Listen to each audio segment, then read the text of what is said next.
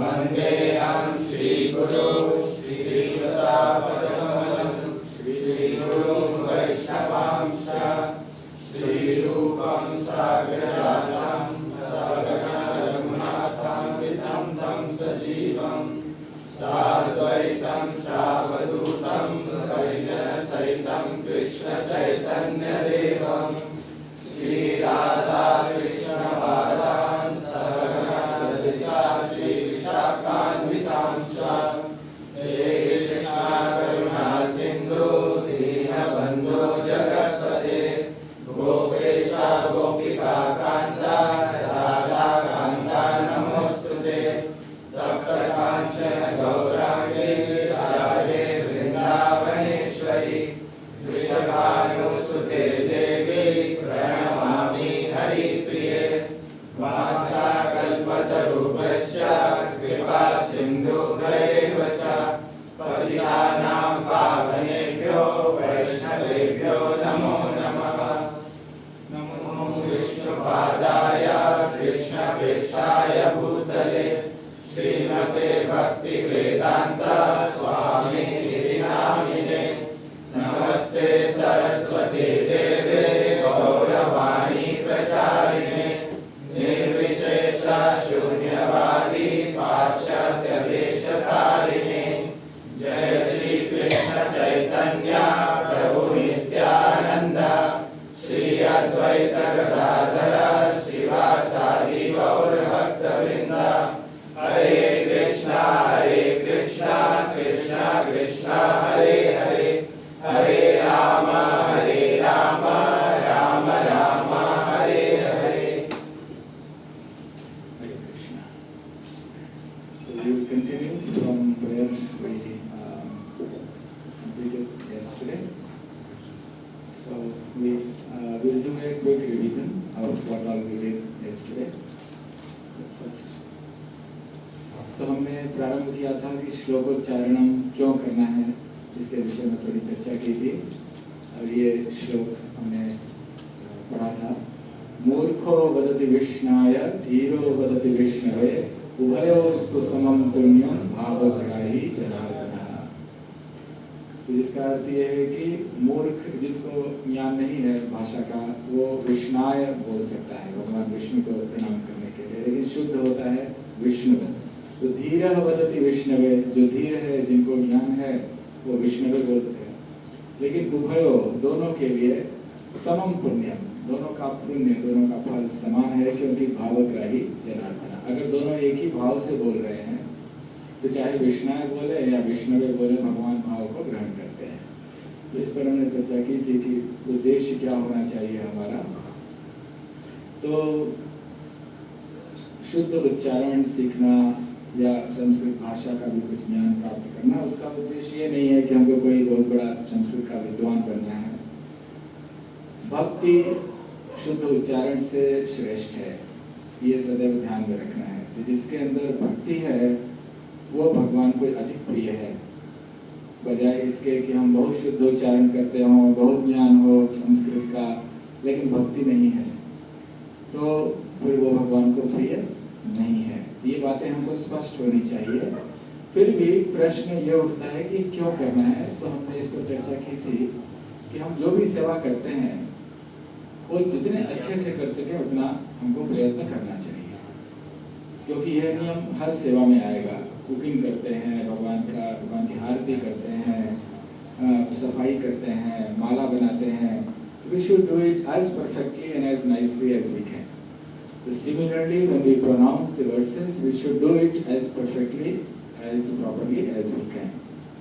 So इस उद्देश्य से कि अपनी सेवा को और अच्छा बनाने के लिए हम इसको सीख रहे हैं। नेक्स्ट, फिर हमने ये भजन गाया था।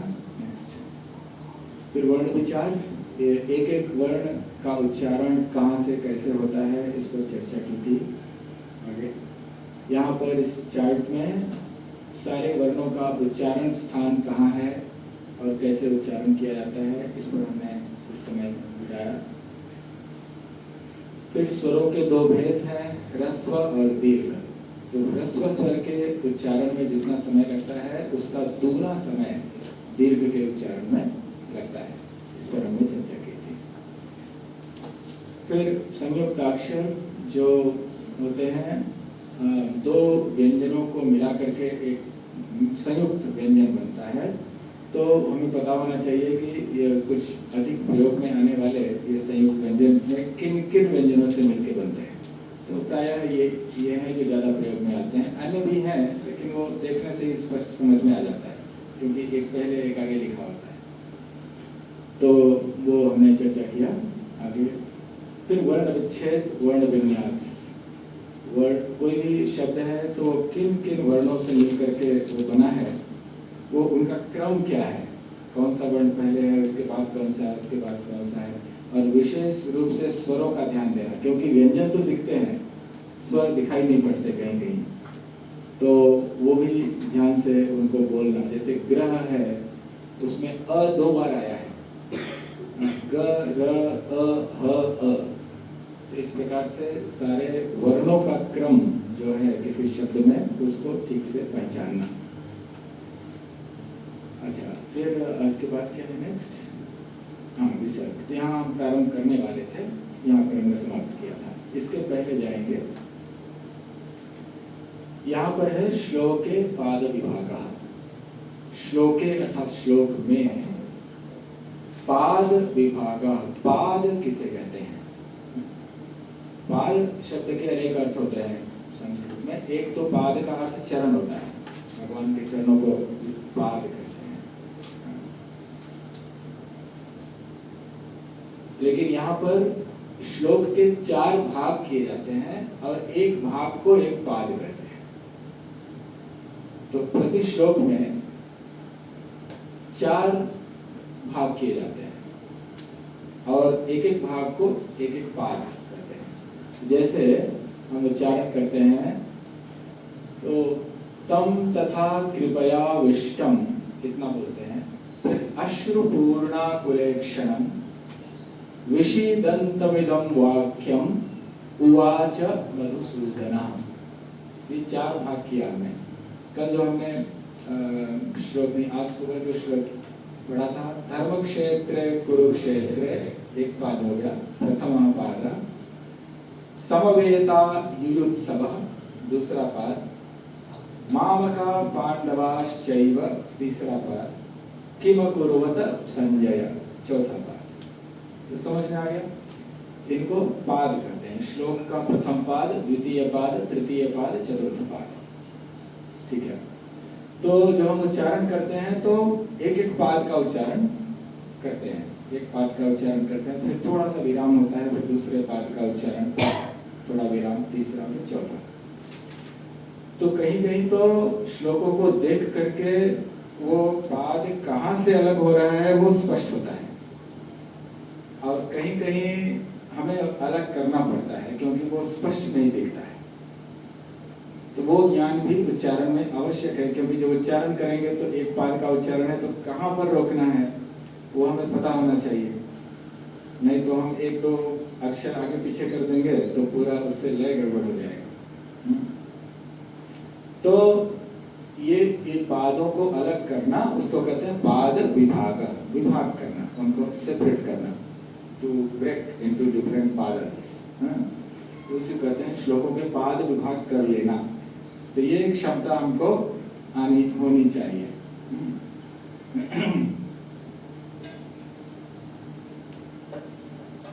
तो पाद विभाग कैसे करेंगे, कोई बताएंगे?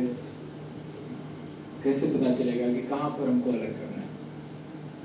अब जैसे पहला श्लोक है तो देखिए, वो तम तो अलग है, तथा अलग है, लेकिन उसके बाद सारे शब्दों को मिला के एक शब्द बना दिया गया है, सब मिले हुए हैं पूरे। हाँ, कृपया विष्टमश्रुपूर्णा कुलेक्षणम, इतना बड़ा शब्द है। तो कैसे अलग करेंगे? कृपया विष्ट यहाँ पे अलग करके मश्रुपूर्णा कुलेक्षणम करेंगे। कृपया विष्टमश्रु वहां करेंगे, पूर्णा कुलेक्षणम करेंगे। कैसे करेंगे? समझ रहे हैं ना? ये आवश्यक होगा हमें श्लोकों में, तभी तो उच्चारण ठीक से कर पाएंगे।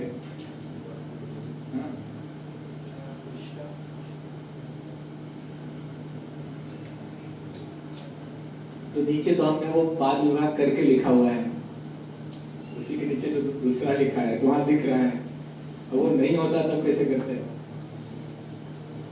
यहाँ तो दिखाने के लिए हमने 2 श्लोक लिए हैं, ऊपर तम तथा कृपया विष्णु वाला, नीचे मात्रा स्पर्शास्तु कौन्तेय। तो दोनों में उसके नीचे ही हमने पाद विभाग करके लिखा हुआ है, ठीक है। तो इसके लिए थोड़ा सा छंदों का ज्ञान आवश्यक है। छंद किसे कहते हैं? तो छंद एक प्रकार के कुछ ऐसे, जैसे हिंदी में लय कहते हैं, कोई एक लय होती है जिसमें कोई गीत गाया जाता है, तो वो शब्द ऐसे रखे जाते हैं कि वो एक लय में बंधे, नहीं तो वो फिर गीत ठीक से नहीं गा पाएंगे। तो जब उच्चारण होता है श्लोकों का तो ये को लय में होता है, तो उतना ही समय लगना चाहिए हर पाद के उच्चारण में, नहीं तो फिर आगे पीछे होके गड़बड़ हो जाएगा। जैसे बोले तम तथा कृपया विष्टमश्रुपु पूर्णा, फिर आगे कहें कुले क्षणम, अजीब सा लगेगा ना। या तम तथा कृपया विष्टम अश्रुपूर्णा कुले क्षणम, ऐसे भी करेंगे तो अटपटा सा लगेगा।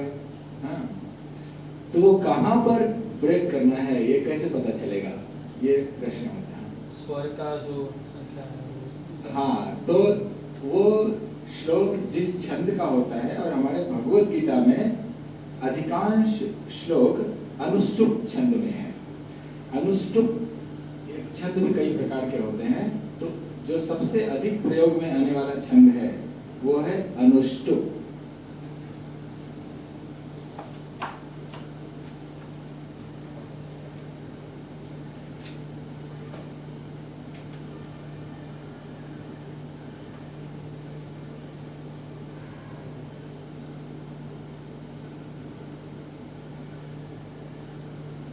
अनुष्टुप ऐसे कहते हैं। अनु अष्ट मतलब अष्ट अष्ट 8 इसमें आता है, अष्ट से बना हुआ है अनुष्टुप। तो ये अनुष्टुप छंद है, तो वो अनुष्टुप क्यों कहते हैं कि हर पाद में 8 अक्षर होते हैं। अब अक्षर किसे कहते हैं? ये वो वाले अक्षर नहीं है जो हम अभी अक्षर पढ़े वर्णमाला वाले, वो छंद में अक्षर अलग प्रकार से गिने जाते हैं। तो लेकिन अभी इतने कॉम्प्लिकेशन में हम नहीं जाएंगे, नहीं तो फिर थोड़ा ज़्यादा समय लगेगा। अभी उसको एक सरल तरीके से आपको ऐसे समझा देते हैं कि 8 स्वर होते हैं। अभी आप सिर्फ ऐसे समझ लीजिए, तो हर पाद में 8 ही स्वर आएंगे, ये निश्चित है। कोई भी श्लोक आप भगवद गीता से या किसी भी ग्रंथ से उठा लीजिए जो अनुष्टुप छंद में है, उनके हर पाद में 8 स्वर ही आएंगे। अभी जैसे इसमें देखिए, हमने वहां पाद विभाग करके लिखा हुआ है, तम तथा कृपया विष्टम। इसमें देखिए कितने स्वर हैं, गिनिए। तम इसमें कितने हैं? 1। तथा में 2, त के आगे अ है और थ के आगे आ है, 3 हो गए। फिर कृ री है, प के आगे आ अ, फिर य के आगे आ, 3 हो गए। तो 3 3 6, और व में ई है 7वां, और ट के आगे अ है 8वां, म के आगे स्वर नहीं है। समझ में आ गया? सब लोग अपने से थोड़ा कैलकुलेशन कर लीजिए और चारों पादों में देख लीजिए। समझ रहे ना? ये एक पाद है, ये दूसरा है, ये तीसरा, चौथा। चारों पादों में देख लीजिए आपको कितने कितने स्वर मिल रहे हैं। जस्ट डू ब्रेक के सम टाइम में डू द कैलकुलेशन।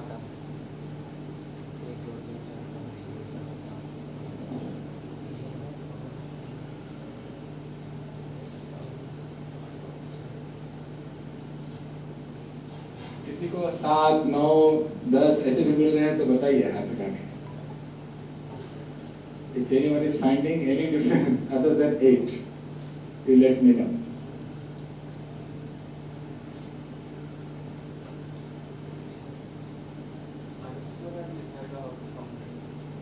अनुस्वार इज नॉट ए स्वर। अनुस्वार और विसर्ग वो एक अलग स्वर नहीं है। हाँ? हाँ? तम में केवल एक स्वर एक ही स्वर है। अनुस्वार हाँ? त के आगे अ, अब उसके आगे अनुस्वार है, तो अनुस्वार की गणना नहीं होगी इसमें। वही मैंने बताया कि वैसे सही तरीके से तो अक्षर समझना होगा। छंद में अक्षर किसे कहते हैं छंद शास्त्र में, तब वो गणना होगी। लेकिन वो उतना कॉम्प्लिकेट हम नहीं करना चाहते, तो इसलिए आपको हमने बहुत सरल करके बता दिया। केवल आप स्वरों की गणना कर लीजिए, अनुस्वार और विसर्ग को छोड़ दीजिए।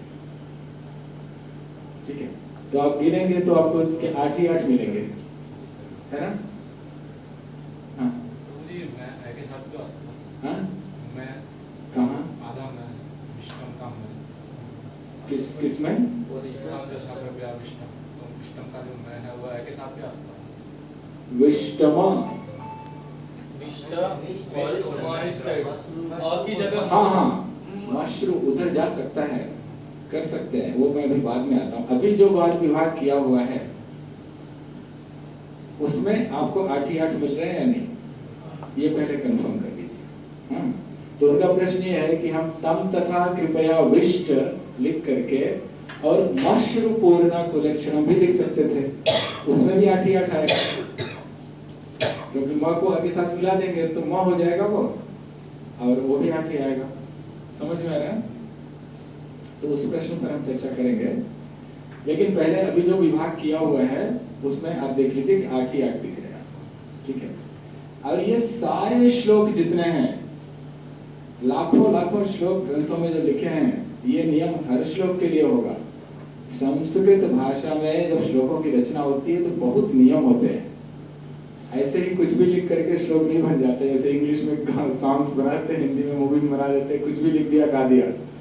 हाँ, संस्कृत में पोएट्री लिखनी है तो बहुत नियम होते हैं, अब वो उसी नियम में बंधा होगा तभी वो श्लोक कहलाएगा, नहीं तो कुछ भी लिख के उसको श्लोक नहीं कहा जा सकता। हाँ, पद्य जो कहते हैं, गद्य और पद्य होता है ना, तो पद्य की परिभाषा ही है संस्कृत में कि छंदोबद्धम पद्यम, जो छंद में बंधा हुआ है वही पद्य है। छंद में नहीं बैठेगा तो उसे पद्य नहीं कहा जाएगा, that will not be considered as a poetry in Sanskrit. और छंद क्या है वो भी अपने से नहीं बना सकते कि हम चलो अपना छंद निकालेंगे नया, तो जितने छंद शास्त्र में छंद दिए हुए हैं उन्हीं छंदों में बांधना होगा। We can't create our own छंद। वो छंद शास्त्र है एक संस्कृत में, उसमें छंद दिए हुए हैं, ये छंद हैं और उनके ये नियम हैं, और वो जैसे नियम है वो वैसे ही बंधना चाहिए, उसमें एक अक्षर भी इधर से उधर नहीं हो सकता। तो छंदोबद्धम पद्यम, तो ये संस्कृत भाषा के पोएट्री जो पद्य है उसकी सब विशेषताएं हैं। तो अनुष्टुप छंद जो है उसमें 8-8 अक्षर हुआ करते हैं, वो स्वर 8-8 स्वर होते हैं। ठीक है, अच्छा, और ये भी सिर्फ इतना ही नहीं, कुछ कि 8-8 ही होते हैं, उसमें कुछ और भी नियम होते हैं कि कहीं कहीं किसी स्थान पर निश्चित है वहां पे दीर्घ ही होना पड़ेगा, कहीं कहीं पर ह्रस्व होना पड़ेगा, वो भी नियम इस प्रकार से होता है। हाँ। तो पंचमम लघु सर्वत्र 2 3 4 5 1 2 3 4 5 1 2 3 4 5 1 2 3 4 5। तो एक नियम है पंचमम लघु सर्वत्र, इस चारों पादों में पांचवा जो स्वर है, पांचवा जो अक्षर आएगा वो लघु होना चाहिए, छोटा होना चाहिए। वो भी देख लो, इसमें पांचवा स्वर देखो,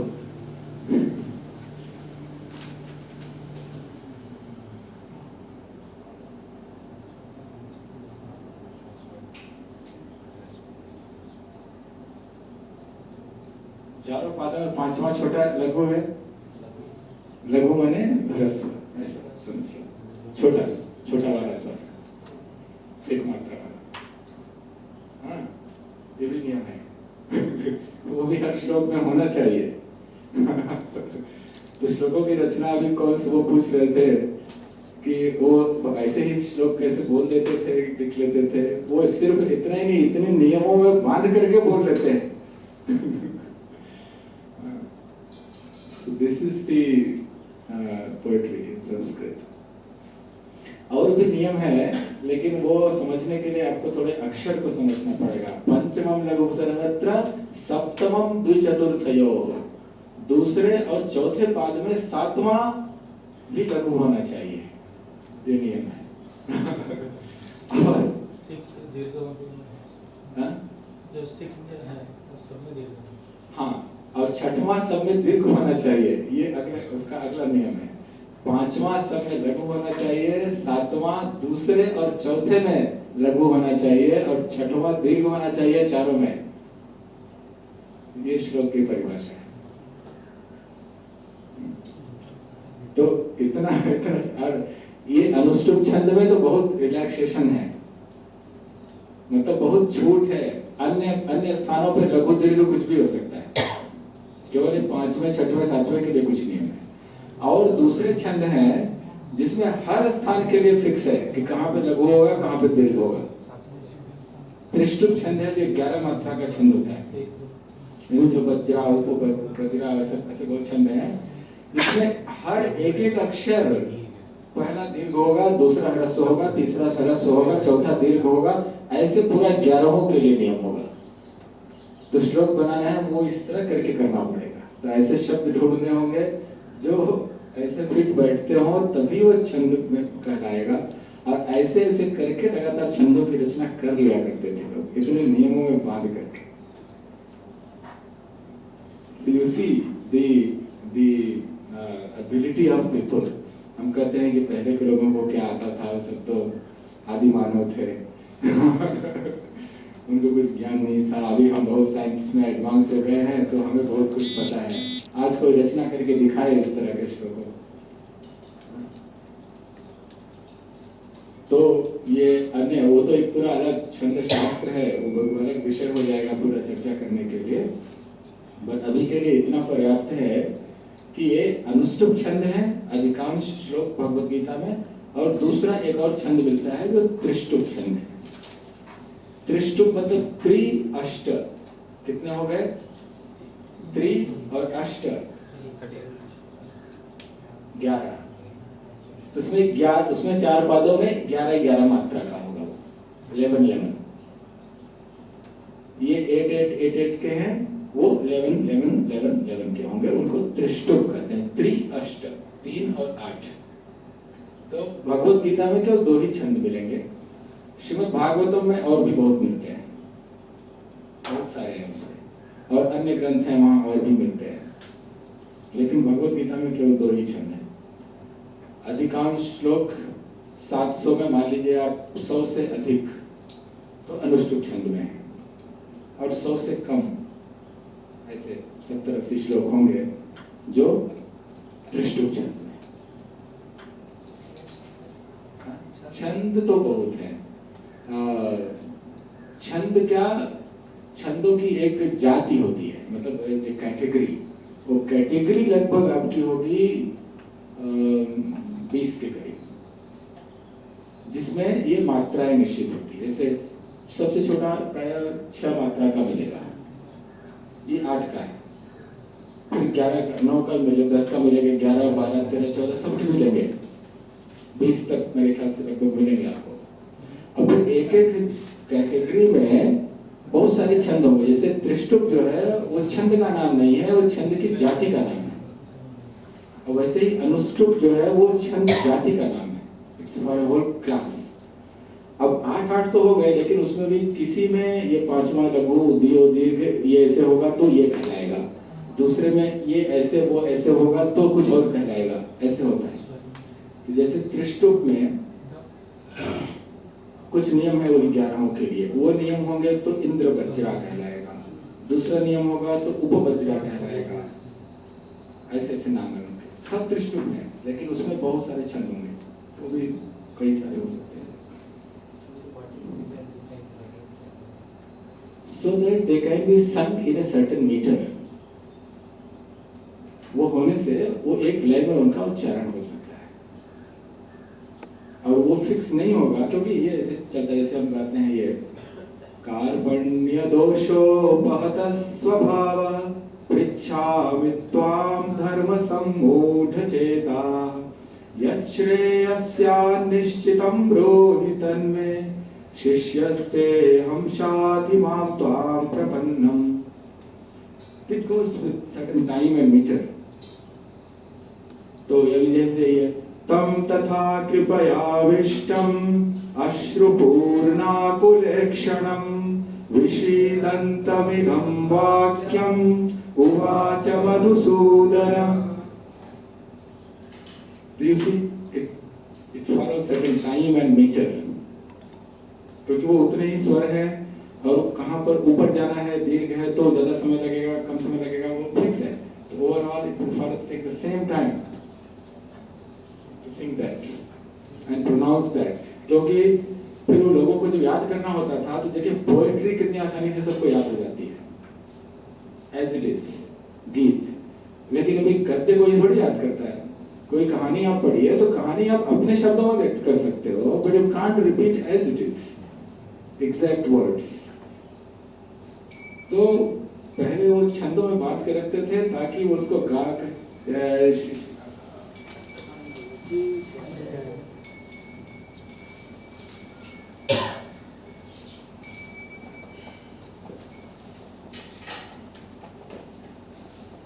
तो ये छंदों में इसलिए बांध करके सारे श्लोक बनाए जाते थे कि लोग उसको आसानी से गा करके याद कर लेते थे। वो सुनते थे, ऐसे गाते गाते सब याद हो जाता था। अभी देखिए अब यहाँ नॉर्थ इंडिया में हनुमान चालीसा है और सुंदरकांड है, ऐसे बहुत सारी चीजें काफी प्रचलित हैं। अन्य राज्यों में भी अपने भाषाओं में कुछ ऐसे भगवान के भक्ति से संबंधित कुछ गीत प्रचलित होंगे, कुछ स्तुतियां प्रचलित होती हैं। अब वो क्या है, वो छंद में बना हुआ है। जैसे हनुमान चालीसा में जो है दोहे हैं, वो दोहों में भी बहुत नियम होता है, वो मात्राओं से बंधे होते हैं। वो दोहा, सोरठा, ये सब जो हिंदी साहित्य के पद्य हैं, प्राचीन जो है, आज की आधुनिक कविताएं नहीं जो सब लिखते हैं उनमें कुछ नहीं होता है, वो तो जैसे चाहे लिख देते हैं। लेकिन पहले जो ये सब लिखे गए दोहे, सोरठा, चौपाई, तो वो सब ऐसे ही नियमों से बंधे होते हैं। आप गिन के देख लीजिए, जो नियम है रामचरितमानस में हजारों दोहे हैं, every one will follow that rule. उनका नियम है सब कि ये यहाँ पर छोटा होगा, यहाँ बड़ा होगा, यहाँ ये ऐसे होगा, ऐसे सब नियम है। वो तभी उसको गा सकते हैं उसी लय में, और सब गा के याद कर लेते हैं आसानी से। वो उस तरह से नहीं बना होगा तो फिर वो गाना उसी लय में नहीं गा पाएंगे, और उसी लय में एक ही लय में पूरा पूरा ग्रंथ चलेगा। whole thing will go just in that tune। तो इसलिए ये छंद हुआ करते हैं। अब छंद की परिभाषा क्या है? आह्लादयति यह सह छंदः, जो आनंद प्रदान करता है। आह्लाद, प्रहलाद आह्लाददायी है। नमस्ते नरसिंहाय, नृसिंहदेव जो प्रहलाद को आह्लाद प्रदान करते हैं, तो वैसे ही ये छंद जो है ये गाने में उच्चारण करने में आह्लाद, आनंद प्रदान करते हैं। अभी जब कोई अच्छे से छंद के साथ, लय के साथ कुछ गाया जाता है तो सुंदर लगता है, उसको सुन करके आनंद आता है। और कोई लय ताल कुछ नहीं है, ऐसे ही कुछ गा रहा है, कोई बजा रहा है, तो फिर उसमें रस नहीं आता। सीधी सी बात है। ये सारे छंद ऐसे हैं इतने सुंदर कि वो आनंद प्रदान करते हैं। ये मुकुंदमाला स्तोत्र जरा वो देखो, एक उसमें है चित्तमेव हरि ऐसे करके, उसमें देखो वगैरह कुछ है किसी के फोन में। एक छंद है रथोत्थता छंद। तो जैसे घोड़े की टाप चलती ना, ऐसे घोड़ा वो ऐसे चलता है। हाँ, तो इट इज संग इन दैट ट्यून। और कुछ ग्रंथ लिखे गए हैं वो पूरे के पूरे उसी छंद में हैं। चिंतमेव हरि हरि, चिंत ऐसे करके आरंभ होता है सब। आई थिंक थर्ड फोर्थ में कुछ आ जाएगा, सातवां है क्या शायद, देखो हाँ चिंतयामि हरि हाँ इधर लो। दिस इज रथोद्धता छंद। हाँ।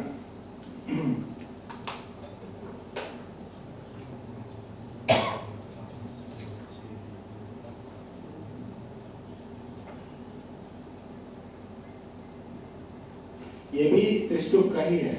हाँ त्रिष्टुप 11 मात्रा का ही छंद है, लेकिन वो त्रिष्टुप का ये अलग कैटेगरी है। जैसे वो कार्पण्य दोषोपहत स्वभाव वगैरह त्रिष्टुप है, वो अलग छंद है, उसका लय अलग है, इसका अलग है त्रिष्टुप ही।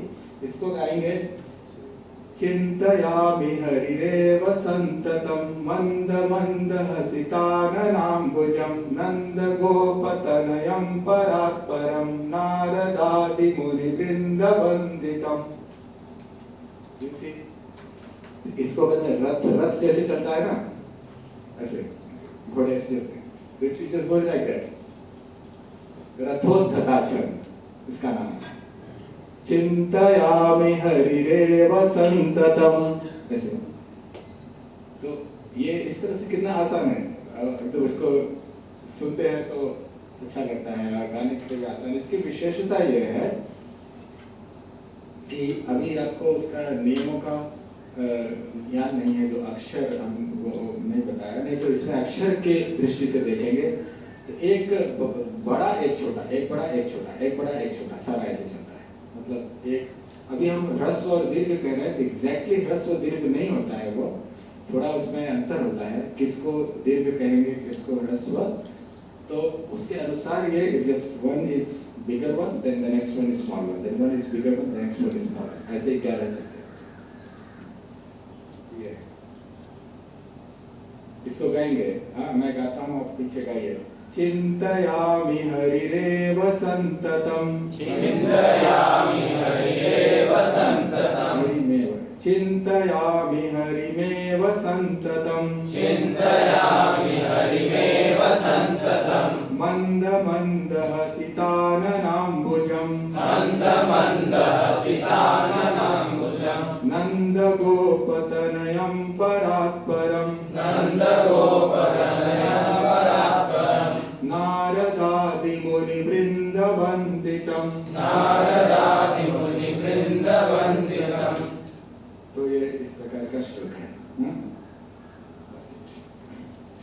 तो ऐसे बहुत सारे सुंदर सुंदर छंद हैं, उनको उस प्रकार से गाया जाता है। तो अभी यहाँ पर ये स्पष्ट हो गया कि इसमें 8 मात्रा होती है। अब वो अंकित का एक प्रश्न था कि वो को उधर क्यों नहीं ले गए। हाँ तो वो ये अनुष्टुप छंद है, तो जहां पर बाद विभाग होता है वहां वो शब्द पूर्ण होना चाहिए, कहीं से भी ब्रेक नहीं कर सकते। जो भाषा के शब्द है ना, वो उसको बीच से ब्रेक नहीं करेंगे। तो ये ऐसे बनाया जाता है कि वहां पर वो शब्द पूरा होता है और आगे से दूसरा शब्द प्रारंभ होता है। तो ये कृपया विष्टम एक शब्द है, कृपया विष्ट नहीं है, और वो अश्रुपूर्णा, आंसुओं से पूर्ण, और आकुल क्षण, आकुल आंखें हैं। तो वो अश्रुपूर्ण है, वो मश्रु नहीं होगा, क्योंकि मश्रु अश्रु है शब्द, तो मश्रु नहीं देख सकते वहां पर। तो ये है कि वो एक तो 8वें पर ब्रेक करना है, और ये भी देखना है कि वहां पर वो शब्द पूर्ण होना चाहिए।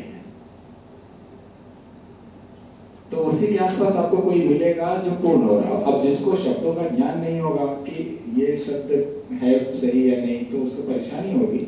उसके लिए आप क्या कर सकते हैं, श्री प्रभुपाद जो Bhagavad Gita as it is है, उसमें जो वर्ड बाय वर्ड ट्रांसलेशन होगा ना, तो जो वो एक वर्ड वहां अलग अलग आएगा, तो आपको पता चल जाएगा कि नया वर्ड कहाँ से स्टार्ट होगा। 8वें के पास में जो शब्द है उसको आप देखेंगे जो वर्ड बाय वर्ड में, तो यू विल नो कि ये किधर कहाँ से अगला शब्द कहाँ से, तो मश्रुपूर्ण है या अश्रुपूर्ण है, वहां पे पता चल जाएगा। You can easily do it.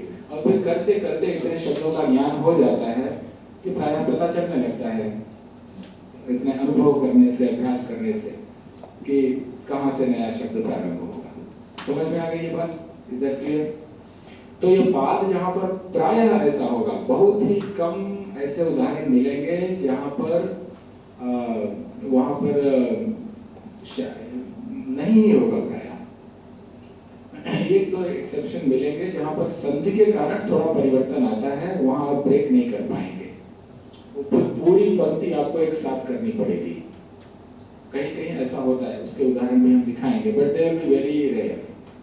उसमें आपको दोनों पार्ट, पहला और दूसरा, दोनों को एक साथ बोलना पड़ेगा, because you will not be able to break, and if you break the छंद विल ब्रेक। तो मैं दिखाऊंगा आपको कैसे, एक एक एग्जांपल मिलेंगे। But generally like 95% of the cases आप आराम से ब्रेक कर सकेंगे और वहाँ वो वर्ड पूरा होगा। और संस्कृत में शब्दों के लिए एक दूसरा शब्द भी है जिसको कहते हैं पदम। पद कहते हैं वर्ड्स को, वर्ड्स आर कॉल्ड पद, पदम इन संस्कृत। तो वहां पर वो पद पूरा होता है और दूसरा पद प्रारंभ होता है। पद और पाद अंतर समझ लीजिए। पाद तो पूरे इसको कहते हैं, 4 पाद हैं। तो तम तथा कृपया विष्टम ये एक पाद है, अश्वपूर्णा कुलक्षणम दूसरा पाद है, विषीदन्तमिदं वाक्यम तीसरा पाद है, उवाच मधुसूदना चौथा पाद है। लेकिन इसमें तम एक पद है, तथा दूसरा पद है, कृपया विष्टम तीसरा पद है। समझ रहे ना? ये पद है। और अश्वपूर्णा कुलक्षणम एक अलग पद है। फिर विषीदंतम, यहाँ विषीदंतम इदम में 2 पद है एक्चुअली, विषीदंतम और इदम, विषीदंतम और इदम। तो म और ई मिलकर मी हो गया। तो इदम वाक्यम उवाच मधुसूदना। अच्छा, अभी एक और बात समझनी है कि जैसे यहाँ पर म और अ को मिला करके वहां म लिखा गया, इसको संधि नहीं कहते हैं, ये भी ध्यान रखना है। ये तो केवल व्यंजन के साथ स्वर को जोड़ दिया गया, बस इतना ही है इसमें, और कुछ नहीं है। हाँ, इसको संधि नहीं कहते। संधि वैसे सबने सुना है कि नहीं? हिंदी भाषा में भी होती है, अन्य भाषाओं में भी होती है संधि। जब 2 शब्द पास में आते हैं तो पहले शब्द का अंतिम अक्षर और दूसरे का पहला वो मिलते हैं और उसके कारण कभी कभी कुछ परिवर्तन हो जाता है, उसको संधि कहते हैं। लेकिन यहाँ पर इसका म उसका अ मिलके म हो रहा है, ये संधि नहीं है, ये तो सामान्य व्यंजन और स्वर का मेल है बस। क्योंकि म व्यंजन से स्वर से रहित है, उसके आगे स्वर आएगा तो म हो जाएगा पूरा, बस that's all. Is that clear ना? इसको संधि नहीं करेंगे। तो ये तो ये इस प्रकार से हो गया। अच्छा, नीचे वाला मैंने दूसरा क्यों उदाहरण दिया है? क्योंकि यहाँ पर जहां हम ब्रेक कर रहे हैं, यहाँ संधि हो रही है। नीचे वाले में दूसरी पंक्ति में आगमापायिनो नित्यास्तां स्तिक्षस्व भारत, तो नित्याह वो शब्द है और आगे ताम स्तिक्षस्व वो अलग शब्द है। बीच में स देखिए गायब हो गया। जब हमने तोड़ा उसको तो स वास्तव में संधि के कारण आया था। तो नित्याह और उधर तान, नित्याह और तान, समझ रहे ना? ये नित्याह और तान जब मिलते हैं तो नित्यास्थान ये होता है, संधि के नियम के अनुसार। तो वो स ये संधि होने के कारण आया है। अगर हम यहाँ पर इसको तोड़ेंगे तो हमें फिर इस तरह करना पड़ेगा, क्योंकि ये पूरा मिला हुआ है, संधि है। तो नित्यास वो शब्द ठीक नहीं है। तो या तो हम पूरा मिला करके बोले तब हम सब बोल सकते हैं, लेकिन अगर तोड़ करके बोलना है तो फिर नित्याह करना चाहिए। तो आगमापायिनो नित्यास्तां स्तिक्षस्व भारत ऐसे बोल सकते हैं, या आगमापायिनो नित्याह तां स्तिक्षस्व भारत, इस तरह से ब्रेक है। तो ये इसको ब्रेक करने का तरीका है। अभी ये सब चीजें अभ्यास से आ जाती है। जब आप कई सारे श्लोकों को करेंगे तो I can guarantee you 100% that you will know where to break. हमने भी जैसे अपने वहाँ पर छोटे बच्चों को सिखाया, छोटे 10-11 साल के बच्चे हैं, अभी उनको कोई भी श्लोक देते हैं, वो उनको पता चल जाता है कि कहाँ पे उसको तोड़ना है, अभ्यास करते हैं। They have got to know. They know that this is where to break. Second वे में क्यों नहीं लिखते हैं? कैसे? जैसे आपने सेकंड वे में लिखा है, हाँ हाँ, वैसे शास्त्रों में क्यों नहीं लिखते? शास्त्रों में देखिए ये संक्षिप्त करने की एक विधि है, विधान है।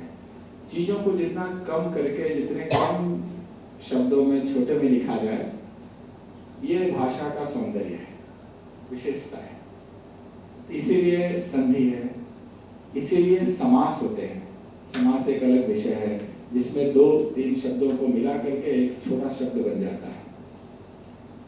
तो संधि और समास ये सब संक्षिप्तीकरण, छोटा करना। अब जैसे म अ अलग अलग लिखेंगे तो 2 वर्ण आएंगे ना, मिला के लिखा तो एक ही में हो गया। और लोगों को इतना अभ्यास रहता था कि उन्हें तुरंत समझ में आता है देख करके कि ये क्या है, क्योंकि वो तो बचपन से ही पढ़ रहे हैं। अभी हमारा अभ्यास नहीं है, इसलिए हमको ऐसा लगता है कि कहाँ पर तोड़ेंगे, कैसे करेंगे, पर थोड़ा सा अभ्यास करने से पता चल जाएगा। Then we appreciate the beauty. Sunday happens, then we will get only व्यंजन, not स्वर। नहीं, स्वर भी आएंगे, वो अलग अलग संधि में। अभी वो आपको आगे बहुत जगह देखने को मिलेगा जहाँ संधि होती है। संधि करने पर कोई आवश्यक भी नहीं है कि बीच में व्यंजन ही आए। व्यंजन नया आ भी सकता है, नया नहीं भी आ सकता है। और बहुत प्रकार की संधियाँ होती है।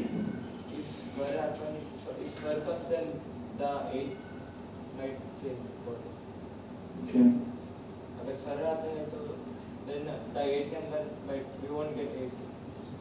No, you will always get 8 even after breaking. Then the new swer change. What? We will see the examples when we start chanting. If you find an example, you tell me. ठीक है?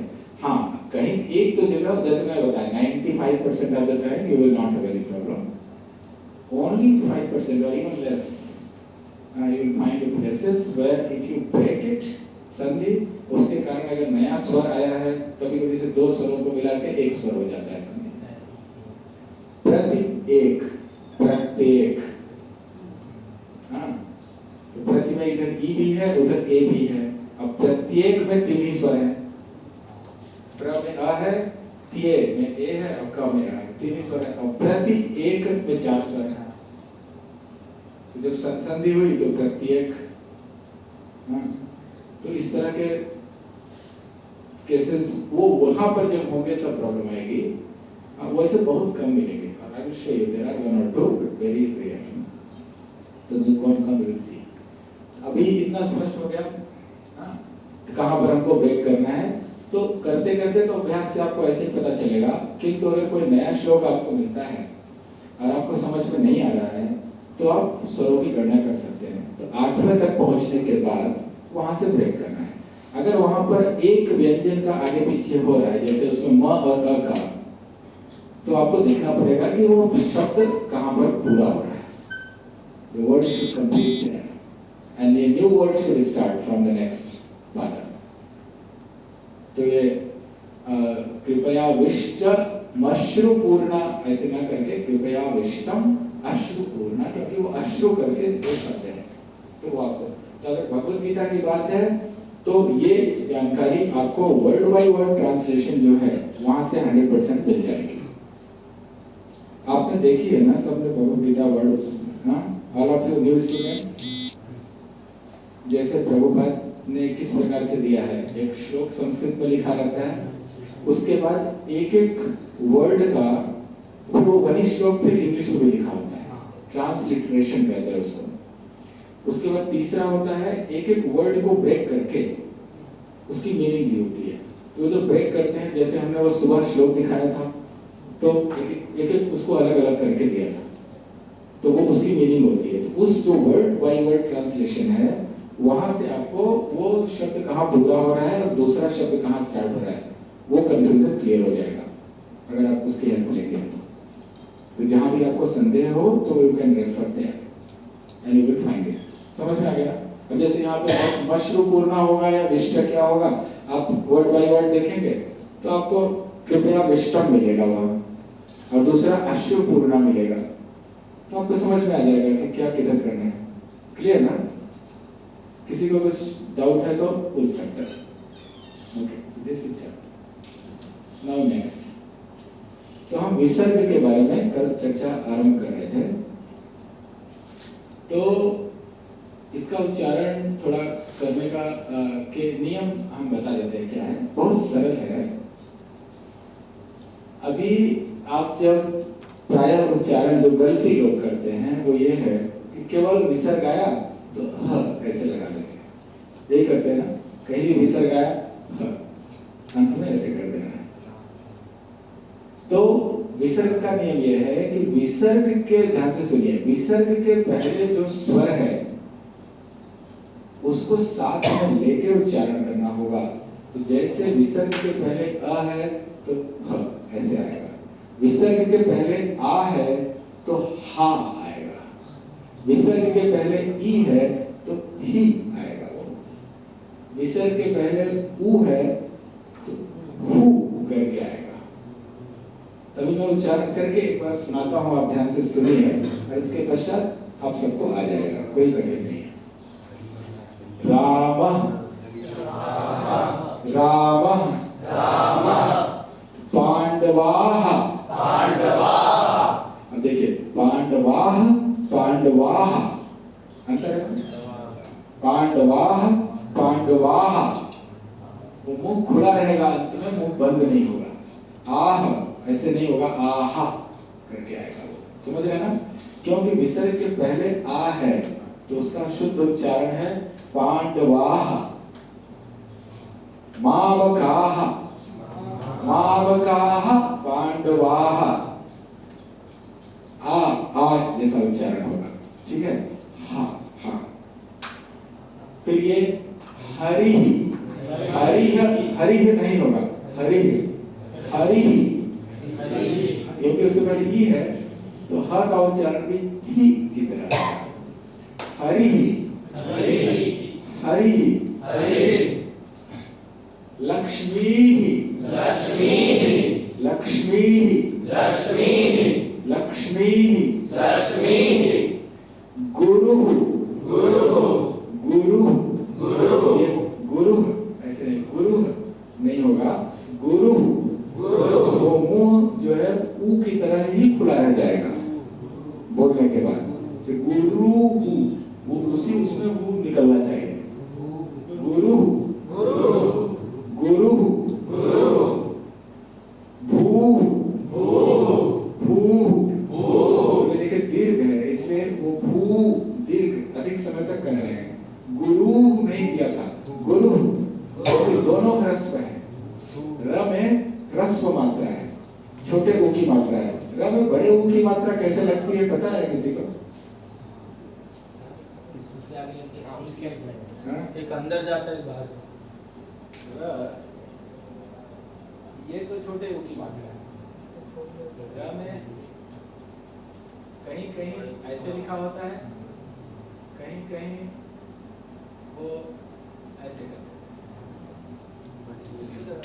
तो कहीं कहीं ऐसे आएगा, कहीं कहीं ऐसे, ये दोनों प्रकार से दीर्घ ऐसे रहता है, ह्रस्व प्रायः ऐसे, ठीक है? गुरु शब्द जो है वो गुरु नहीं है, गुरु गुरु शब्द है। वो दोनों में ह्रस्व है, ग में भी ह्रस्व छोटा है और र में भी छोटा हुआ है, तो इसीलिए गुरु। भू भू भू, मातृ मातृ मातृ मातृ। अब हरे हरे हरे हरे, समझ रहे ना? मतलब हे उच्चारण नहीं करना है, छोटा सा हे आएगा, क्योंकि पूरा हे की तरह नहीं आएगा। यही है, विसर्ग का जो उच्चारण है वो ह को लेकर के आएगा, लेकिन समय उस ह के उच्चारण का आधा देना है, इसीलिए अर्ध कहा जाता है, हाफ नहीं लगना चाहिए। हरे हरे हरे हरे, रामैहि रामैहि। अब इसमें अंत में ई का उच्चारण आएगा, क्योंकि आई के रामई है इसके लिए नियम है अंत में ई आएगा, क्योंकि आई जो वर्ण भी है वो अ और ए से मिलकर बनता है आई, और ए जो है वो भी अ और ई से मिलकर बनता है। ए अ और ई से मिलकर बनता है, पता है ना? संधि करते हैं तो होता है राम ईशः रामेशः, रमा ईशः रमेशः, पता है? उमा ईशः उमेशः, अ ई मिलके ए होता है। तो आई जो है वो क्या है अंत में? अ प्लस एक और अ प्लस ई, ये मिलकर के आई होता है, क्योंकि ये दोनों मिलके ए होगा और अ और ए मिलके आई हो जाएगा। तो इसके अंत में वास्तव में आई के अंत में ई दिया रहा है, तो इसके उच्चारण में इसीलिए रामैहि रामैहि रामैहि गुरोः गुरोः गुरोः गुरोः और गौ में गौः गौः, इसमें ऊ आ जाएगा। वही नियम जैसे यहाँ का नियम है अ और ऊ मिलके ओ बनता है, तो औ जो होता है अ ऊ, उन तीनों को मिलकर के औ बनेगा। आई ही औ, इन दोनों में ई और ऊ आता है, बाकी में जो स्वर है उन्हीं स्वर को लेके उच्चारण करना पड़ेगा।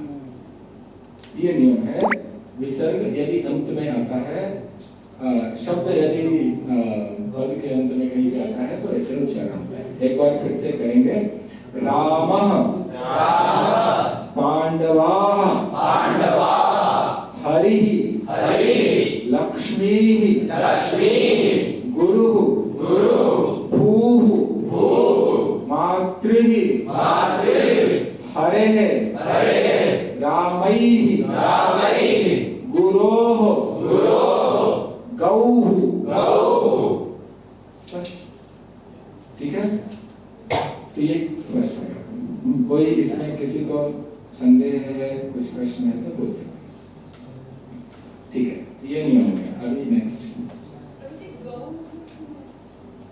गौ, गौ के बाद गौ हौ तो नहीं कर पाएंगे, वो उच्चारण ठीक से हो नहीं पाएगा, तो केवल रामई रामई और गौ, इस रामई में अंत में ई लेना पड़ेगा और गौ में अंत में ऊ लेना पड़ेगा। वो हमने यहाँ पे समझाया कि जो आई जो वर्ण है वो वास्तव में अ ई ये तीनों से मिलकर बना है, तो आई के अंत में ई आता है, इसीलिए केवल ई का उच्चारण करना पड़ेगा।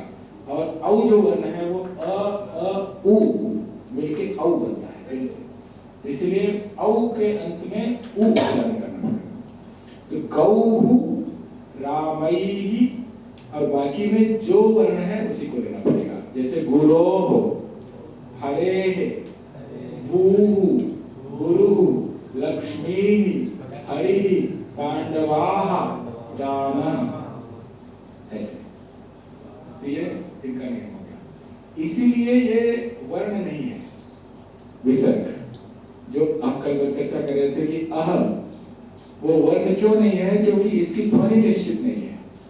वर्ण की परिभाषा ये है कि उसकी एक निश्चित ध्वनि होनी चाहिए और वो ध्वनि परिवर्तित नहीं होनी। जैसे क है ना, तो क जहां भी आएगा वो क ही आएगा। वो ये नहीं कि क के आगे ये आया तो कुछ और आएगा, पीछे कुछ और आया तो कुछ और आएगा, ऐसा नहीं है। हाँ, प है, च है, च के आगे पीछे कुछ भी आए, च ही रहेगा। लेकिन विसर्ग के पहले क्या है, इसके आधार पर उसकी ध्वनि बदल रही है। तो इसकी एक निश्चित ध्वनि नहीं है, इसीलिए विसर्ग वर्ण नहीं है। तो संस्कृत भाषा में जो हमने कल वर्ण गिनाए थे वो स्वर थे, व्यंजन थे। इसके अतिरिक्त 4 और होते हैं जिनको अयोगवाह कहते हैं। अयोग, जिनका योग नहीं हो पाया मूल वर्णमाला में, मूल में जो नहीं जुड़ पाए उनको अयोगवाह कहते हैं, लेकिन उनका प्रयोग होता है। तो उसमें एक है विसर्ग, जो 4 चीजें हैं उसमें एक है विसर्ग। दूसरा है अनुस्वार। अनुस्वार के लिए भी यही समस्या है। मतलब समस्या क्या है, वैसा है, उसका लक्षण है कि उसका उच्चारण भी निश्चित नहीं है। कल जैसे हम देख रहे थे मंदिर और चंपक, वही अनुस्वार एक जगह न उच्चारण हो रहा है, एक जगह म उच्चारण हो रहा है, और गंगा में वही न उच्चारण हो रहा है। तो सब अलग अलग अनुस्वार वही है बिंदु, लेकिन उच्चारण अलग अलग है। तो उसमें भी वही नियम है। तो वो नियम पे हम आगे चर्चा करेंगे, क्योंकि उसमें भी उसका उच्चारण उसके आगे पीछे क्या है इसके अनुसार बदलता है, इसीलिए वो भी वर्ण नहीं है। तो अंग अह जो हिंदी भाषा में वर्णमाला में स्वरों में जोड़ दिया जाता है, वो संस्कृत में स्वरों में उसकी गिनती नहीं होती है। इनको अयोग वाह कहते हैं, जिनका योग मूल वर्णमाला में नहीं हुआ, इसलिए अयोग वाह कहते हैं। उसमें दो ये हो गए, अनुस्वार और विसर्ग। और दो और हैं, उन पे चर्चा। वो जो आगे लिखा हुआ था जिह्वा मूली उपमानी, अगर आपको याद होगा प्रथम स्लाइड में, वो दो हैं। बाकी उनके बारे में हम चर्चा करेंगे समय आने पर। अभी नेक्स्ट, अच्छा, विसर्ग के लिए अब वो नियम तो एक सामान्य नियम हो गया जो इसके पहले हमने सीखा। अब उसको ध्यान में रखते हुए कहीं कहीं पर वो नियम बदलेगा। वो एक्सेप्शंस ये है कि विसर्ग के आगे अगर स, श और श, इन तीनों में से कोई भी आता है श्लोकों में, तो विसर्ग का उच्चारण बदल जाएगा। जैसे हम प्रातः काल क्या गाते हैं? नहीं, पहला वो पद कहाँ आता है?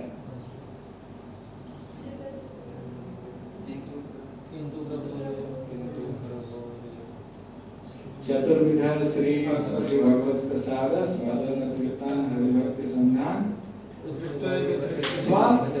भजता सदैव कृत्वैव कृत्वा कृत्यैव कृत्वा भजतः सदैव वंदे गुरु श्री चरणारविंदम।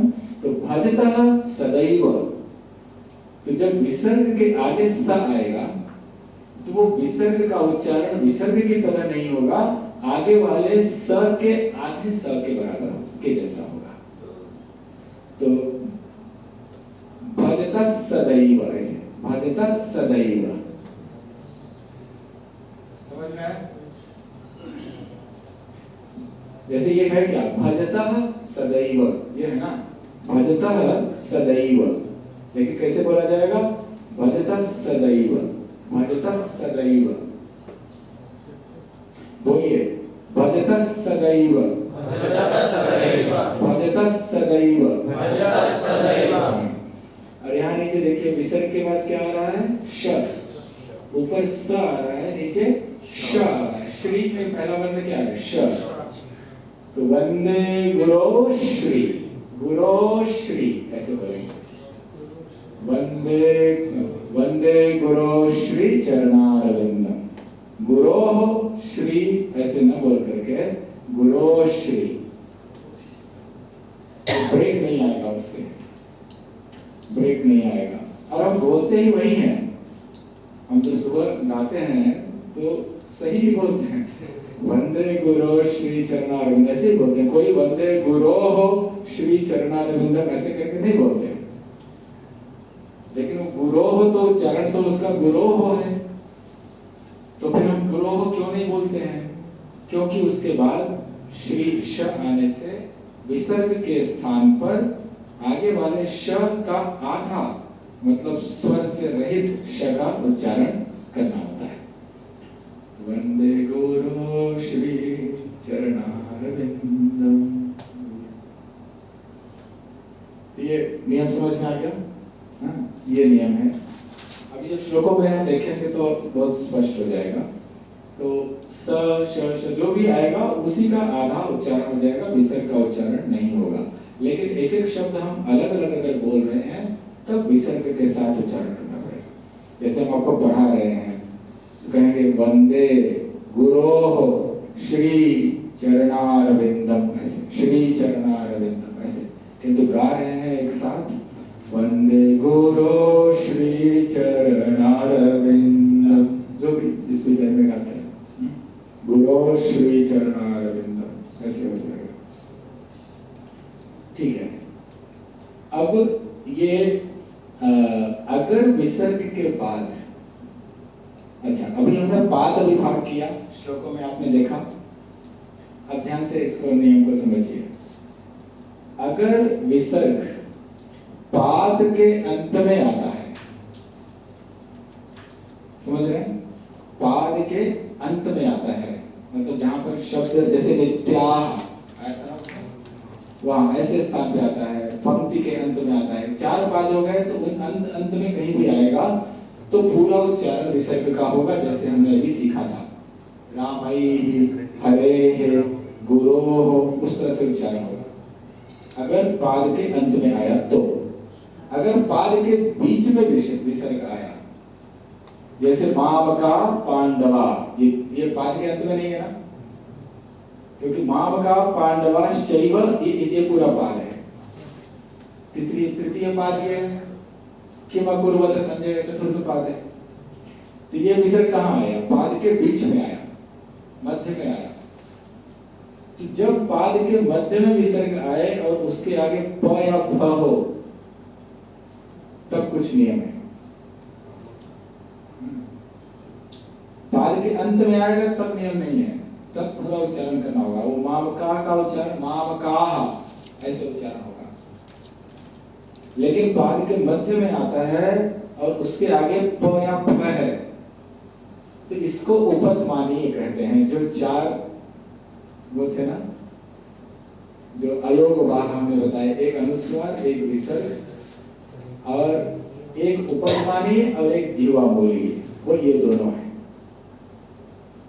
तो विसर्ग के बाद जब प फ आता है, इसको मिला करके उपतमानीय करते हैं, कंबाइंड टुगेदर। और ये विसर्ग के बाद क ख आता है, इसको जीवामूलीय करते हैं। तो अभी वो उपतमानीय जीवामूलीय नाम आपको याद करने की आवश्यकता नहीं है, डोंट वरी अबाउट दैट।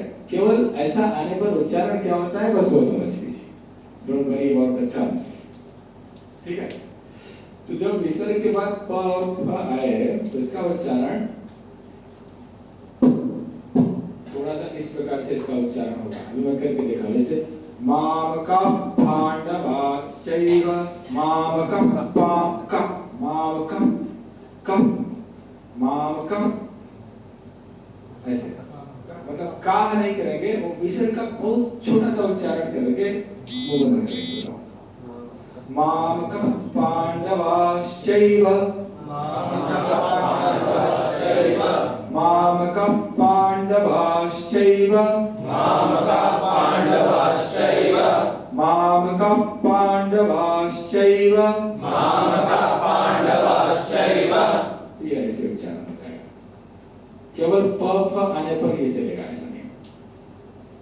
विसर्ग है उसका ऐसे कैसे करके थोड़ा सा ऐसे उच्चारण, मामका का, मामका का, ऐसे मतलब प का के बाद आप प जैसे मुंह बंद करते हैं उस टाइप से आप बंद करेंगे, थोड़ा सा रुक करके अगला वर्ड, अगला शब्द बोलेंगे। मामका का, मामका पांडवाश्चैव, मामका पांडवाश्चैव। ठीक है, और यहाँ पर भी ऐसे ही है। ये यज्ञः कर्म समुद्भवः, अन्नादि भवन्ति भूतानि पर्जन्यादन्न संभवः। पर्जन्याद क्या है श्लोक?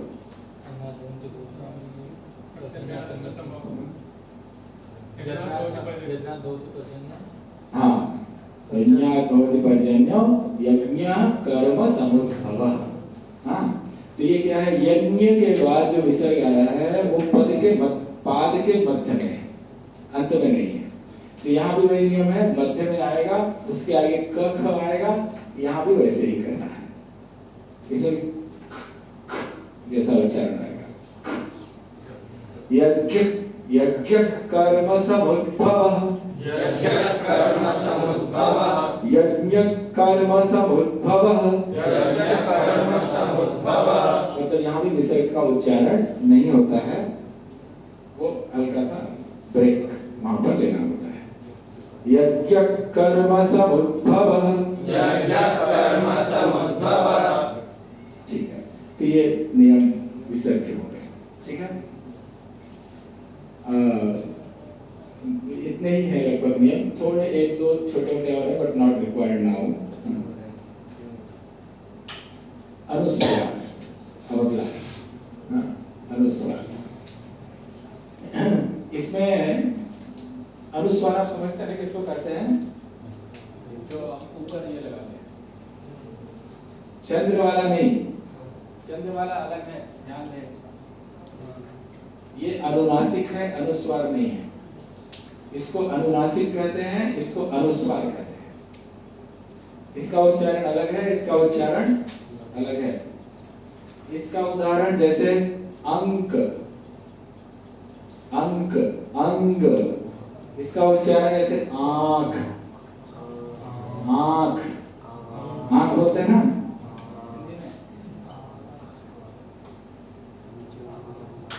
आंख, और वो है अंक, अंक मिलते हैं परीक्षा में।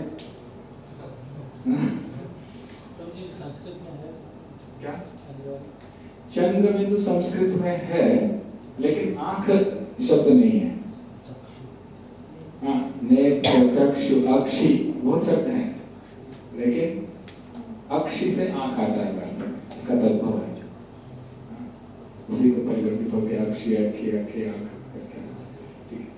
तो लेकिन कहीं कहीं आता है, और ये प्रयोग बहुत कम है, उसका कुछ अलग विधान है। आप देखेंगे भगवद गीता में 2-4 जगह पर मिलेगा, बहुत कम। तो इसमें क्या अंतर है? ये अंक, हाँ अंक बोलिए, और ये क्या है? आंख। इसका उच्चारण होता है आ या आ, ऐसे उच्चारण होता है, और उसका उच्चारण होता है। समझ रहे हैं ना? अगर इसको हम अनुस्वार की तरह बोलेंगे तो हो जाएगा आंख। समझ रहे हैं ना? अगर इसको हटा के ये लगा दें ऐसे, क्या होगा? ये आंख। जैसे ये अंक, वैसे ये आंख। और यहाँ पर अगर चंद्र बिंदु लगा दिया तो क्या होगा? आंख, आंख, आंख, ऐसे आएगा, अंक नहीं आएगा, आ हो जाएगा वो। तो अनुनासिक उसका उच्चारण आ जैसा होता है, और वो जैसा होता है, अनुस्वार। समझ में आया ना? दोनों में अंतर है। तभी हम इसकी चर्चा कर रहे हैं, इसकी चर्चा नहीं कर रहे हैं। ठीक है, इसका प्रयोग बहुत कम आएगा संस्कृत में, इसका प्रयोग बहुत आएगा। ठीक है, तो अनुस्वार में आप पहले 2 वाक्य देख रहे हैं, क्या लिखा है?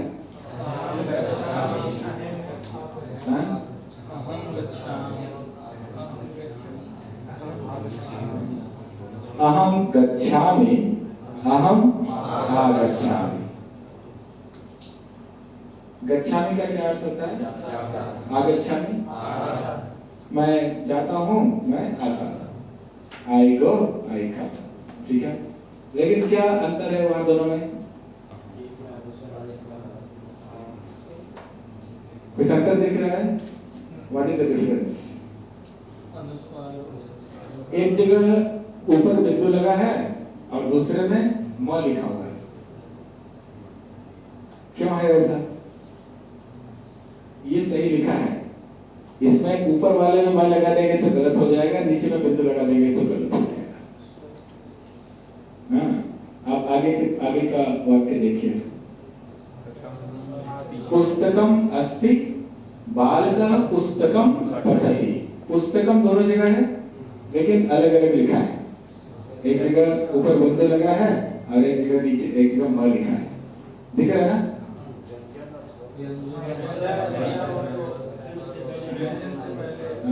अभी जस्ट ऑब्जर्व करिए, now look at the last one. अहम पुस्तकम पठामि, पुस्तकम पठामि अहम, पठामि पुस्तकम अहम, पठामि पुस्तकम अहम। वो ऑब्जर्व, क्या आपको दिख रहा है? अच्छा, संस्कृत में शब्दों को आगे पीछे करने से कोई परिवर्तन नहीं होता है, अर्थ नहीं बदलता है। मतलब जैसे इंग्लिश में आई एम रीडिंग एम आई, ऐसे नहीं बोलते, लेकिन संस्कृत में बोल सकते हैं और उसका अर्थ नहीं बदलेगा। जैसे हम कहें राम ने श्याम को फल दिया, अब राम श्याम बदल देंगे तो क्या हो जाएगा? श्याम ने राम को फल दिया, उल्टा हो जाएगा, अर्थ बदल जाएगा। लेकिन संस्कृत भाषा ऐसी है, इसमें आप शब्द को यहाँ से वहां करेंगे, अर्थ नहीं बदलेगा, किसी भी ऑर्डर में उसको लिख सकते हैं, it will give the same meaning. This is the beauty of Sanskrit, क्योंकि वो भाषा ऐसी है। तो अहम पुस्तकम पठामि लिखें या पुस्तकम पठामि अहम लिखें या पठामि पुस्तकम अहम लिखें, तीनों का अर्थ समान है। और चौथे में तो हमने कुछ नहीं किया है, केवल वो पुस्तकम अहम में व और अ को मिला के पुस्तकम अहम कर दिया है, इसमें बस केवल वर्णों को मिला दिया है। तो पहले तीन में देखिए, पुस्तकम में कहीं कहीं पर ऊपर बिंदु आ रहा है, कहीं पर म आ रहा है। अहम में भी कहीं कहीं पर ऊपर बिंदु आ रहा है, कहीं पर म आ रहा है। ये सारे वाक्य शुद्ध लिखे गए, दे आर करेक्ट। इसमें एक भी जगह जहाँ पे म है या जहाँ पे बिंदु है आपने चेंज किया तो गलत है। ये भी अहम है, ये भी अहम है, लेकिन ऐसा अहम यहाँ लिखेंगे तो गलत होगा और ऐसा अहम यहाँ लिखेंगे तो गलत होगा। तो व्हाट इज द रूल?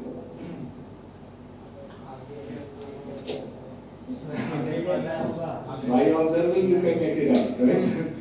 कि अनुस्वार जो है वो जो म है, अगर उसके आगे स्वर आता है तो म लिखना पड़ेगा, तब बिंदु नहीं लगाएंगे, ठीक है? और अगर व्यंजन आता है तो बिंदु लगाना पड़ेगा। तो आप देख सकते हैं अहम